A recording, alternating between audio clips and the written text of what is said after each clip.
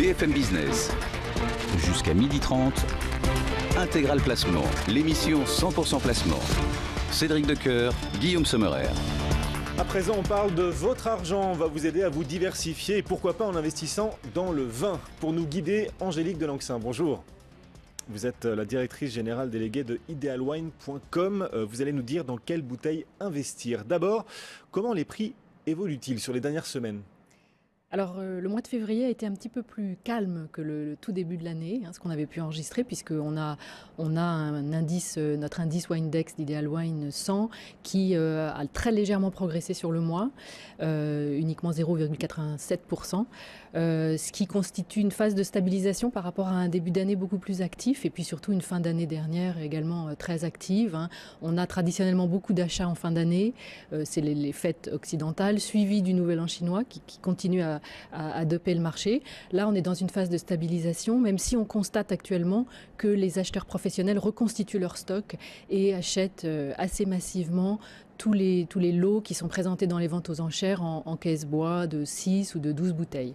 Donc, un marché qui reste très actif. Un marché qui reste très actif et notamment les Bourgognes. Les prix continuent d'augmenter sur les Bourgognes. Oui, légèrement. Alors ça, c'est toujours l'effet de rareté qui continue à jouer. C'est avec un Windex Bourgogne qui a augmenté de près de 2% sur le mois. C'est vrai que sur Bordeaux, c'est en apparence plus stable. L'indice Bordeaux a même un petit peu baissé sur février. Mais ça masque en fait une situation qui est très très dynamique également sur ce segment des Bordeaux récents. L'un des phénomènes marquants en ce moment, c'est que vous constatez un attrait de plus en plus fort pour les vieilles bouteilles. Oui, alors le segment des vieilles bouteilles que ne retrace pas d'ailleurs notre indice Windex, puisque lui se concentre sur les 10 derniers millésimes disponibles dans les ventes aux enchères.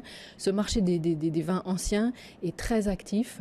Donc là, l'effet de rareté évidemment joue à plein. Plus actif qu'il y a quelques mois ou quelques années. Ça s'accentue, oui, je trouve, ces dernières semaines. On a pu constater dans les ventes aux enchères une succession de prix records par rapport à nos cotes habituelles. Alors évidemment, sur des millésimes très anciens de Bordeaux, on a, par exemple, dans les années 20 de Bordeaux, on a vu un Gruola Rose 1928 qui a dépassé les 500 €, un Bechevel également en 1928 qui lui a dépassé les 800 €. Et quand on est en Bourgogne, alors là, la rareté est encore plus forte, donc on a des prix. Si vous retrouvez au fond de votre cave des vieux Musigny du domaine de Vaugué des années 20, là, on frôle les 3000 € la bouteille. Oui, tout de même. Il ne faut donc pas jeter. Alors, qu'est-ce qui explique finalement cet attrait très fort, ce retour en grâce finalement de ces vieux millésimes qui parfois sont pas tous buvables? Oui, alors il y a un certain nombre de moteurs d'achat, de motivation d'achat, je dirais. Vous avez les domaines eux-mêmes qui parfois rachètent leurs propres bouteilles, puisque à la faveur des changements... leur bibliothèque, quoi. Oui, parce que les changements de propriétaires ont pu faire que les stocks du domaine n'ont pas été vendus en même temps que la propriété, ce qui fait que le nouvel acquéreur n'a pas de vieux vin. Donc il va racheter sur le marché des bouteilles qui ont été correctement conservées pour reconstituer une collection, une bibliothèque, effectivement. Ça peut être une motivation. Après, vous avez des acheteurs des amateurs qui ont envie de constituer eux-mêmes une verticale d'un vin, c'est-à-dire sur un même domaine, un même vin, une série de millésimes, ou également organiser une dégustation horizontale sur un même millésime, goûter les différents vins d'une appellation.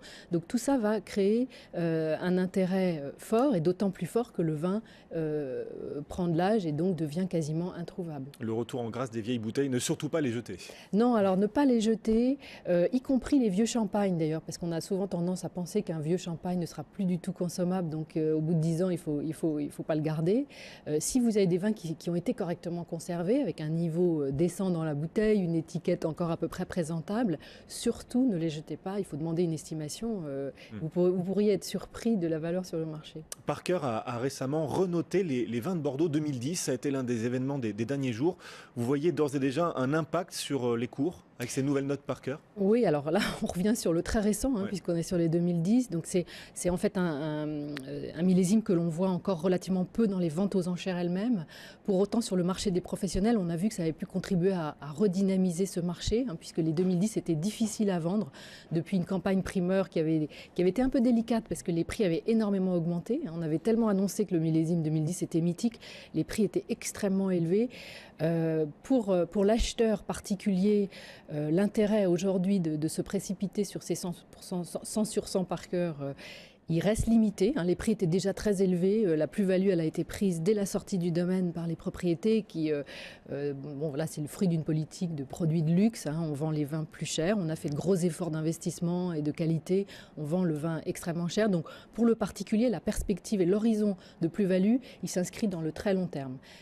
Pour autant, sur des vins très rares, je pense par exemple Château La Violette, qui est un des vins qui a été renoté et rehaussé à 100 sur 100 par cœur. C'est un vin qui est quasiment introuvable. Donc si on a la chance d'en avoir dans sa cave et d'en trouver, là, la plus-value, elle est certaine à terme. Un vin quasiment parfait et en plus, il est rare. Voilà. Absolument. La Violette, 100 sur 100. Waouh. Absolument. La perfection est bien de ce monde. Merci beaucoup. Angélique Delinxin, directrice générale déléguée d'Idealwine.com. Et le CAC 40 est en petite baisse, moins 0,33%, à l'instant même 3827 points. Restez avec nous dans un instant sur BFM Business, c'est le journal de l'écho. Pauline Tadevin vient nous apporter ce qui se passe sur cette planète économique pour que vous restiez au contact de l'info.